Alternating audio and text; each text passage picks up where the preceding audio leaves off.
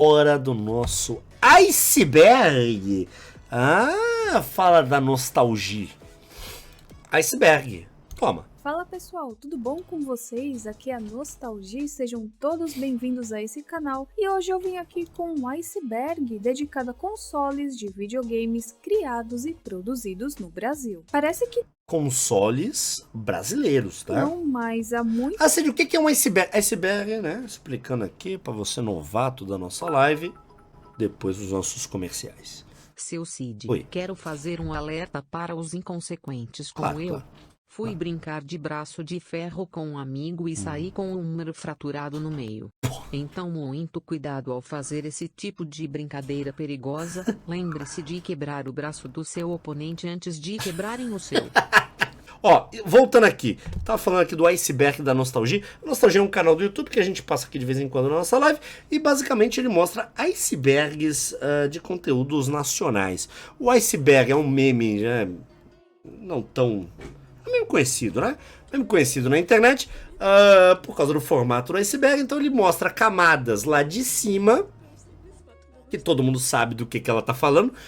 A camada 1 aí, ó, Tectoy. Muita gente conhece a Tectoy, imagino eu, né? Tem vários jogos aí da Tectoy, tá? Nos anos 90 tinha vários jogos. E vai descendo essa camada para coisas mais esquisitas. Vamos ver. Muita coisa interessante e inusitada nessa história dos consoles de videogames no Brasil, além de que será muito bacana se relembrar de muitos consoles brasileiros, sejam eles clones ou não, Dynavision. porque teremos mais que isso por aqui. E eu sei que vários consoles internacionais, depois com o tempo, foram fabricados no Brasil e alguns deixaram de ser fabricados depois, mas nesse iceberg aqui em específico eu não vou citar nenhum deles, ok? Então, Tá bom. bora para o vídeo. Bora pro vídeo. Nostalgia. Bom, eu tenho que começar aqui esse iceberg falando de um ponto importante, porque talvez algumas pessoas mais novas não vão entender o contexto. Então aqui eu coloquei já na camada 1 a Lei de Reserva de Mercado. E resumindo para vocês, reserva de mercado é uma política governamental que impede legalmente o acesso e a importação de uma determinada classe de produtos e bens de consumo, com vistas à proteção e desenvolvimento da indústria nacional e incremento da pesquisa científica interna. Ou seja, com essas restrições que também chegaram à informática, as empresas locais procuraram atender o público copiando produtos de fora. E sim, isso aconteceu com a indústria do videogame no Brasil. Era proibido trazer, ou era muito caro trazer alguns videogames pra cá, né? Importar pro Brasil. E aí começaram a criar umas versões brasileiras Herbert Riston. E ao mesmo tempo, multinacionais não podiam se instalar aqui se o controle acionário não fosse majoritariamente composto por brasileiros.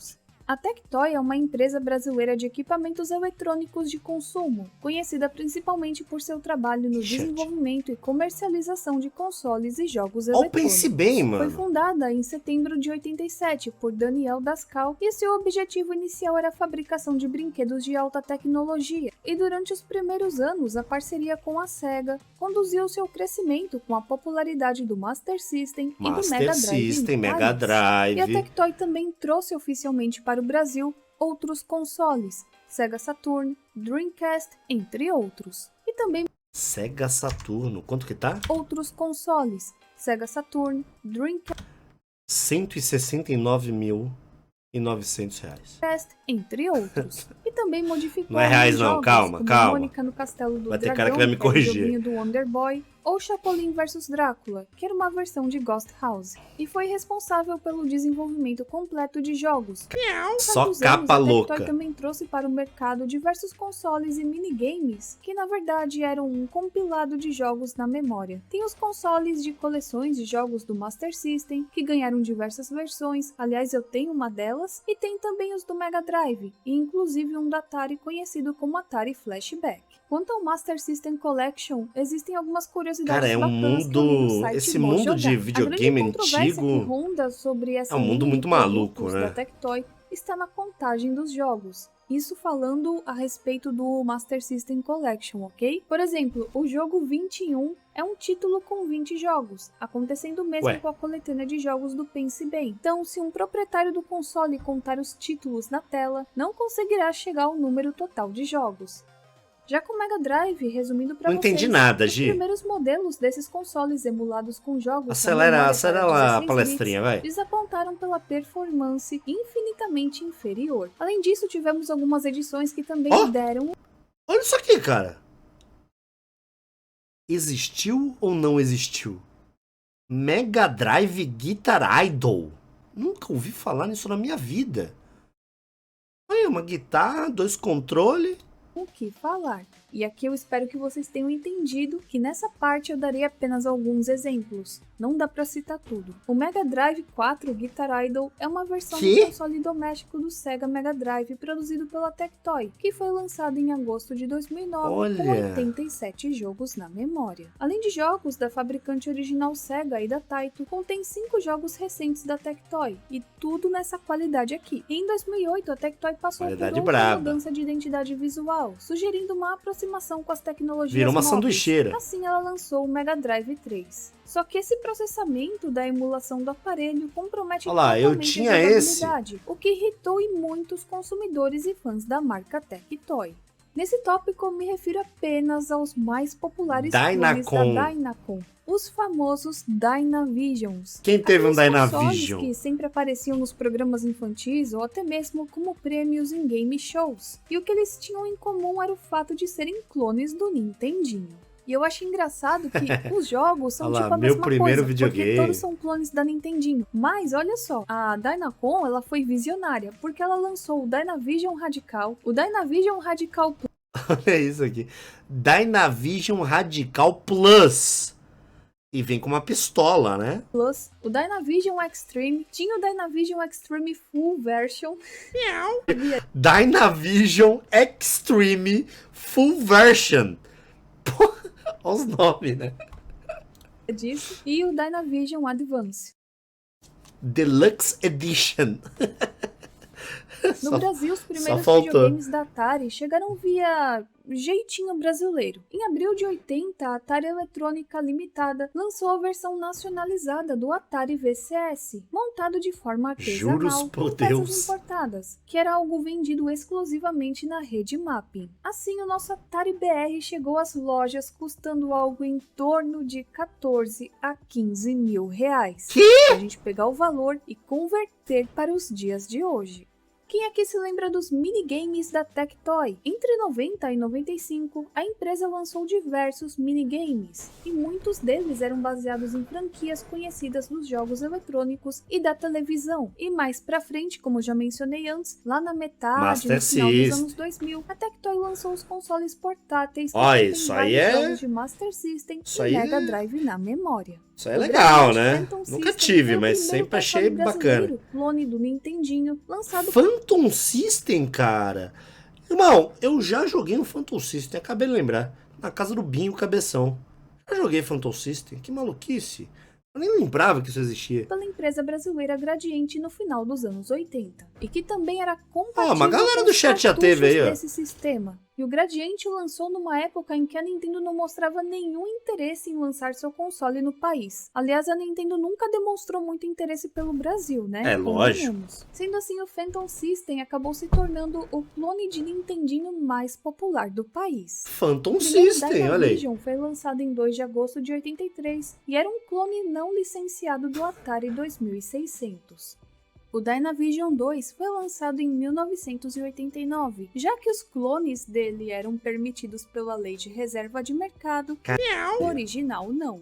E depois disso, nós ainda tivemos o Dynavision 3, lançado em 91, que também era um só design brabo. Não mudava nada, né? Só mudava a carcaça do console e os controles, pra falar a verdade. Nossa, e mais uma vez, o resto era tudo igual. A audácia da Dynacon com o Dynavision 3. Ela lançou ao todo 5 versões dele, que eram o High Performance, o Advance, Action, Radical e o Plus Radical. E tipo, não mudava nada. E é no tudo console. igual. Eram os mesmos jogos, só o design que alterava um pouquinho. E ainda depois disso, nós tivemos Esse o cara é Dynavision muito malandro. 4, que como todos os outros, era um clone de Nintendinho também. Pô, resumindo, todos os videogames são iguais, só muda a carcaça, é isso. Camada 3.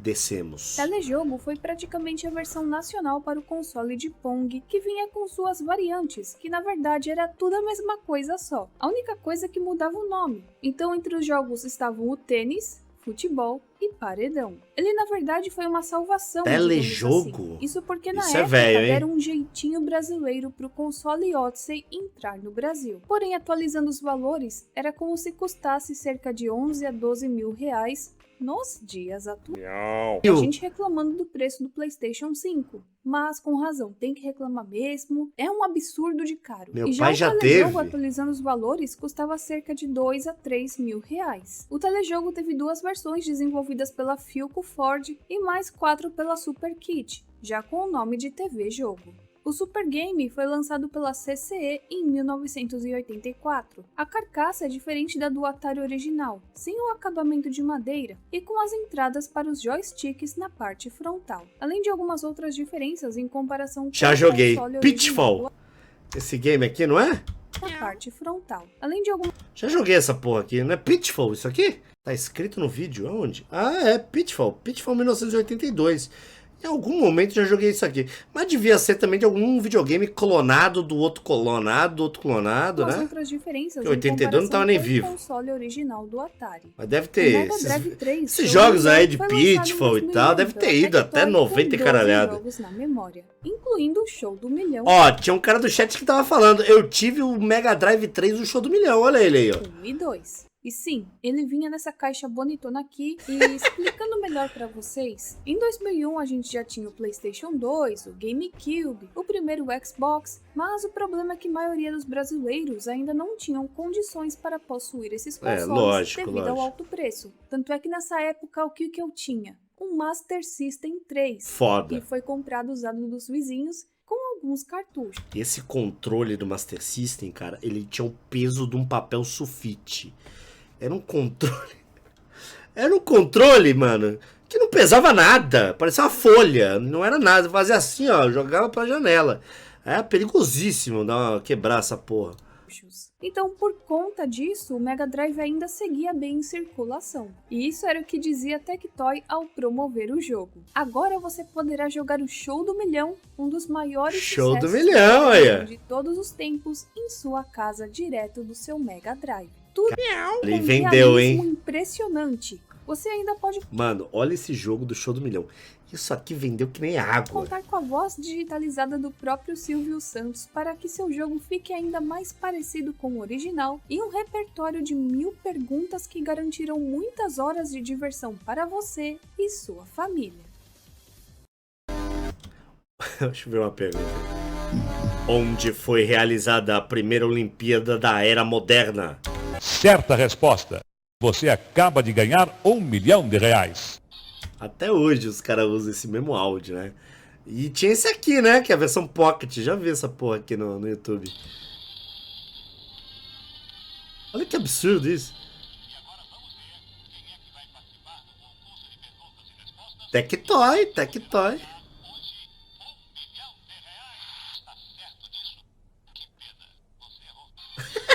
Que pena, você errou. Eu tive o CD-ROM do Show do Milhão. Eu lembro de ter o CD, não tinha nem internet em casa, e o meu pai comprou em algum lugar, camelô, sei lá o que, trouxe um CDzinho. E assim, esse CD do Show do Milhão, ele foi muito, muito popular. Tenho certeza aí que muita gente, ó, também tive, também joguei no CD. Ele foi muito popular no Brasil, assim, vendeu que nem água, foi pirateado que nem água, né? Foi muito popular mesmo. Tendo a sua primeira versão lançada em 1990, o High Top Game foi um clone de Nintendinho Top desenvolvido Game? pela Milbar, Não faço o qual ideia. teve no total 3 versões, mas a mais bem sucedida foi a sua última versão Turbo, lançada em 91. Além disso, o console também possuía cartuchos próprios. Também foi lançado o Top System, que entrou no mercado em 94, só que ele chegou meio atrasado. então não teve muitas oportunidades de se firmar muito bem no mercado na época. E a CCE lançou Peraí, o que é isso aqui, cara? Título do jogo para trás. Olha lá. muitas oportunidades de se Título do jogo para frente. 72 pins, 60 pins. Tinha que fazer um curso para jogar videogame. firmar muito bem no mercado na época. E a CCE lançou ao todo 33 cartuchos para o sistema, e ainda custava bem menos que o Era arcade cartucho de original. tamanho diferente? Era, né? Camada 4, descemos. A Dynacon também produziu em 94 um clone do Mega Drive da Sega, chamado Mega Vision.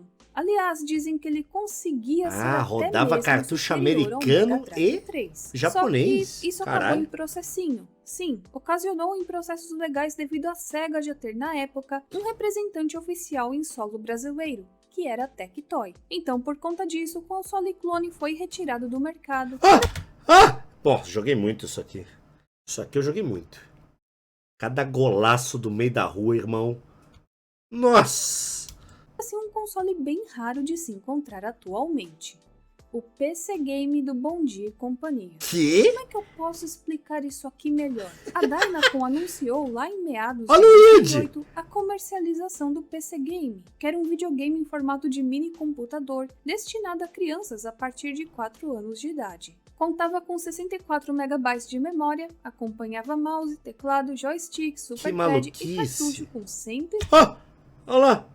Já pra fazer retrato falado de careca.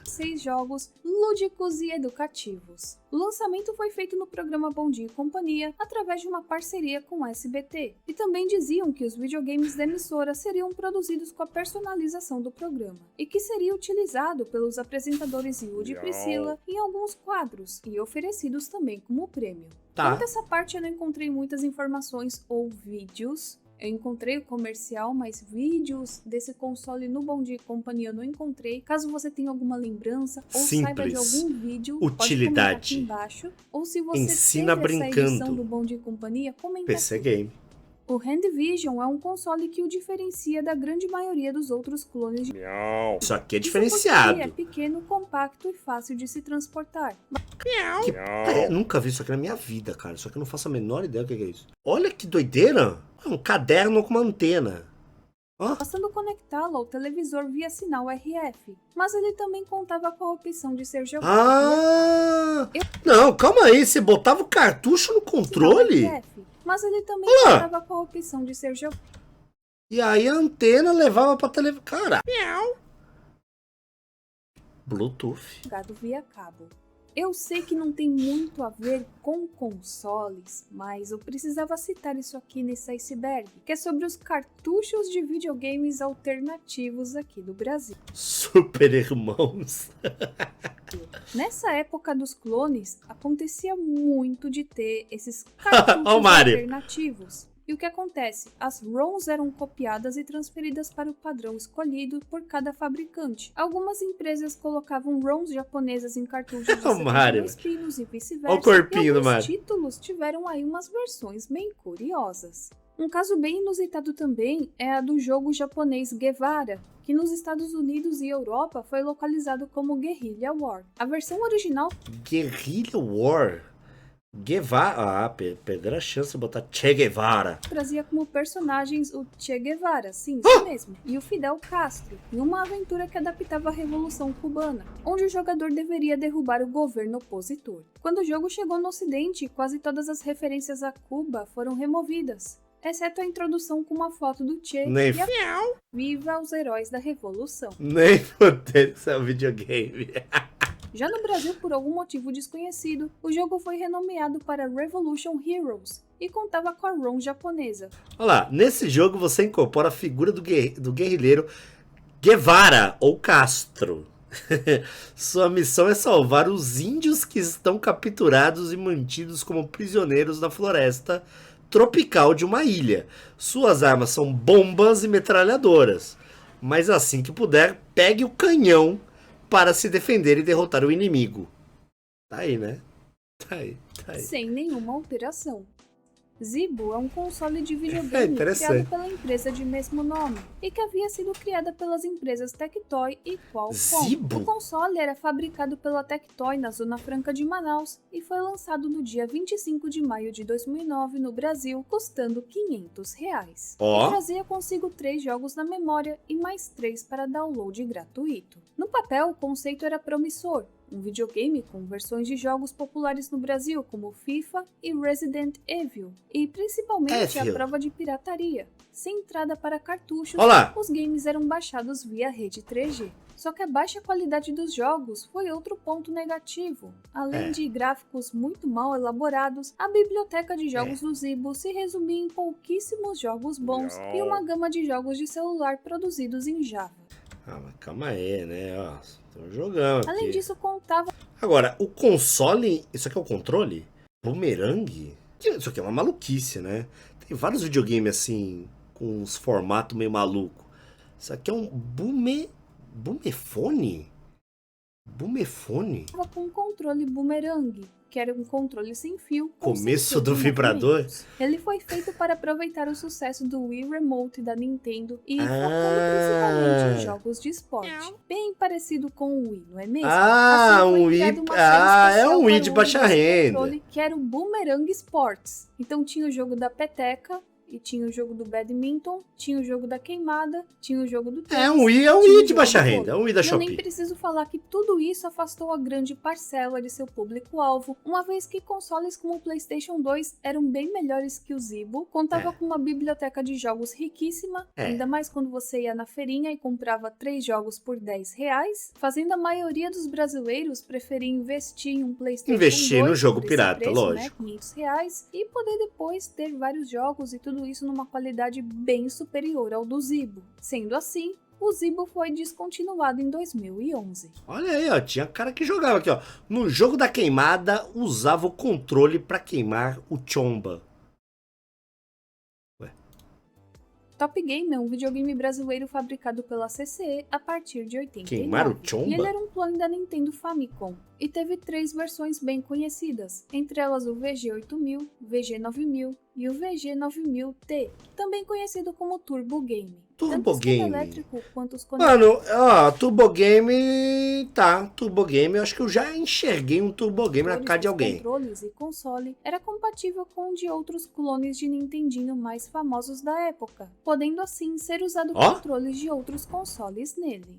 O Dynavision, o MP6 portátil, era como se fosse um minigame com Esse é jogos moderno, de hein? Nintendinho na MP6. memória, mas digamos que ele era a TechPix dos consoles brasileiros. Além de emular jogos, ele também tinha uma câmera, só que era tudo em 2 megapixels, além de ler formatos MP3 e MP4 e ter a sua versão MP6 Pocket Movie. E aproveitando o assunto de minigames, alguns anos depois a Dynacon lançou o Dynavision Dingo, que na verdade é um aparelho eletrônico portátil criado pela Shenzhen Dingo Digital da China, só que no Brasil ele passou a ser produzido pela Ceder Eletrônica da Amazônia Limitada. Castlevania, Porém, né? dizem que em fevereiro de 2011, a Dynacon revogou a licença da Ceder. Tudo isso por indícios de improbidade administrativa e financeira, e também divulgou ao mercado que todos os produtos com a marca Dynacon estariam sendo comercializados nas lojas das redes Ponto Frio, Casas Bahia e etc. de forma ilegal, sem assistência Olha técnica só, rapaz. ou garantia. Olha aí, não pode quebrar, né? Mas olha que bonitinho.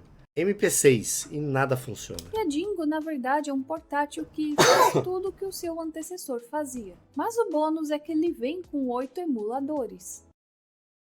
Camada 5.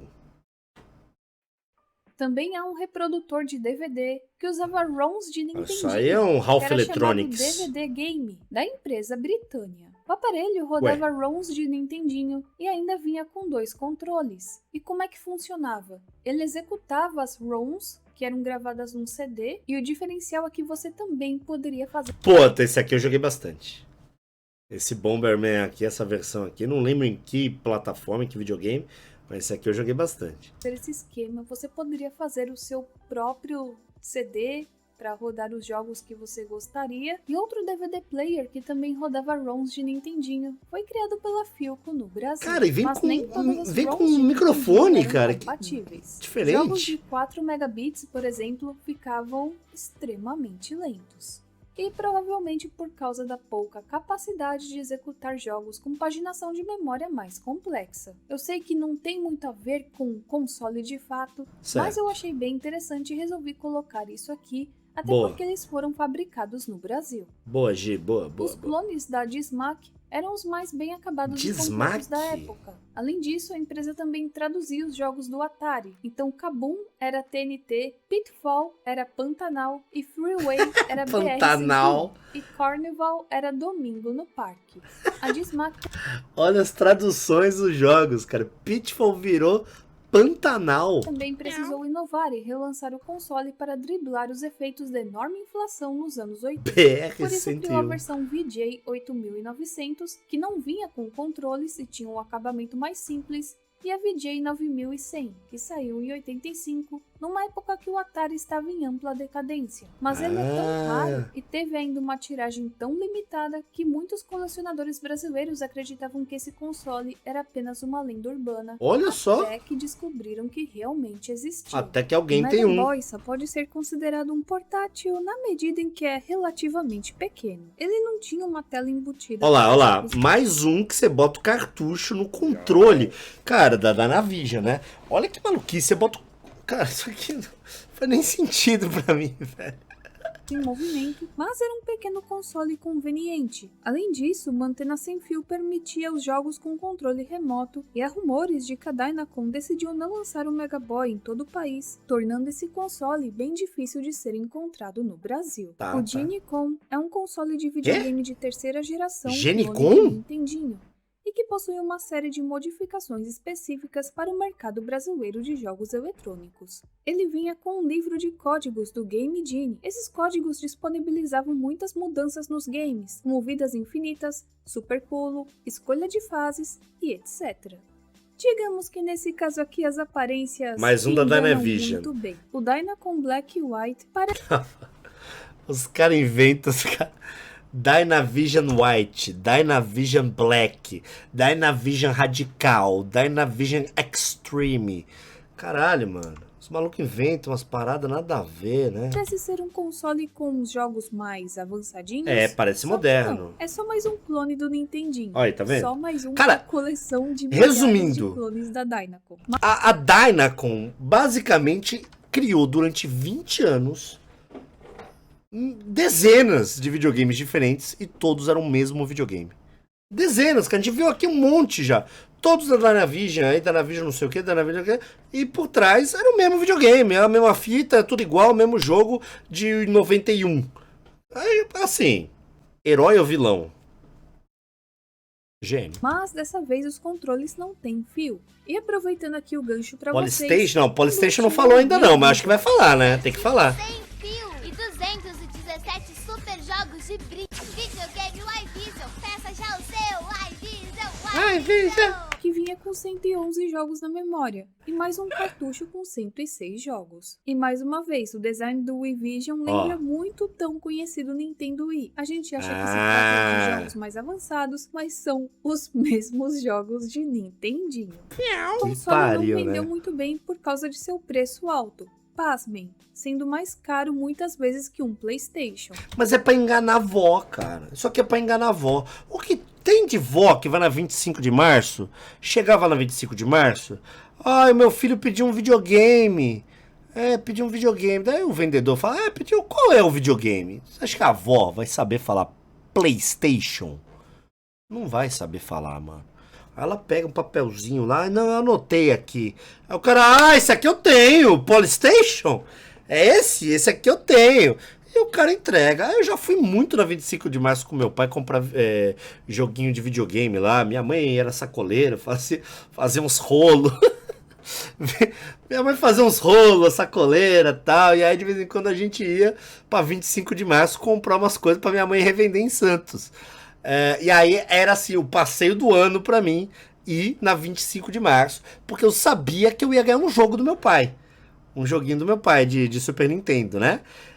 Tanto eu tava contando pra Maju essa história esses dias, que dessas vezes que eu fui lá na 25 de março, e as fitas era tudo pirata, 10 conto, não era tudo baratinho, né? Quer dizer, 10 conto na época significava um pouco mais, mas enfim. Eu lembro de ter comprado um jogo que era... Puta, eu acho que era Top Gear. Não, era Homem-Aranha. Era um Homem-Aranha. Aí eu comprei o jogo do Homem-Aranha, todo feliz que meu pai me deu de presente. Cheguei em Santos, São Paulo passando. Cheguei em Santos, falei, porra, vou botar o Homem-Aranha aqui pra jogar. Botei o Homem-Aranha, começou o Top Gear, joguinho de carro. Falei, caralho, não foi esse o jogo. Olha lá, 25 de março. Pô, não é esse o jogo que eu comprei. E joguei e adorei o Top Gear, na real. Falei, foda-se, pau no cu do Homem-Aranha. Top Gear é incrível, eu achei incrível. Falei, pô, é muito mais legal do que devia ser o jogo do Homem-Aranha. E aí eu ficava jogando Top Gear. Cara, sem zoeira, passou uns 6 meses, o jogo travou em algum momento lá. E ao invés de desligar o jogo e ligar de novo, eu fiz algo que dificilmente fazia, que era resetar o videogame. E aí no que eu resetei, o jogo virou Homem-Aranha. Eram 2 jogos em um. E eu não sabia. Eu fiquei 6 meses só jogando Top Gear sem saber que eu tinha um Homem-Aranha, velho. No mesmo cartucho. A pirataria tava tão avançada que os caras botavam vários jogos no mesmo cartucho e cada vez que você resetava o jogo, mudava para um jogo diferente, né? E às vezes tinha 3, 2 jogos diferentes. E aí, eu tinha 2 jogos que eu não sabia dessa. Só sabia que eu tinha o Top Gear. E ó, na moral, quem jogou Top Gear tá ligado. Top Gear, legal pra caralho. É tipo lado A e lado B. Tipo lado A e lado B, né? Tipo isso. O Beat System era um clone que era visualmente muito parecido com o Nintendinho original, podendo até enganar algum jogador mais leigo numa primeira vista. E uma coisa bizarra é que todos os acessórios do NES original pegavam nele normalmente. Splash Vision é o único clone de ColecoVision do mundo. Gente, eu sei que vocês não saem de casa, eu sei que vocês às vezes não vivem, eu sei, né, que muita gente nasceu em 2005 aí na live e tudo mais. Mas algumas pessoas viveram, algumas pessoas contam histórias, algumas pessoas, né, tiveram memórias. Eu gosto de contar as minhas memórias aqui na live de vez em quando. São histórias que às vezes eu lembro às vezes são memórias que eu nem lembrava. E eu gosto de contar, tá? Mas se você não gosta que eu conte, não tem problema, não fique nervoso. Pode sair da live, fique à vontade, tá bom? E é do Brasil. Só que temos um problema. Na época ele era extremamente... Ou sai de casa um pouco, né? Então ele não conseguiu ganhar tanta popularidade quanto os outros clones. Assim a sua produção foi encerrada em pouquíssimo tempo, sendo extremamente raro. Camada 6.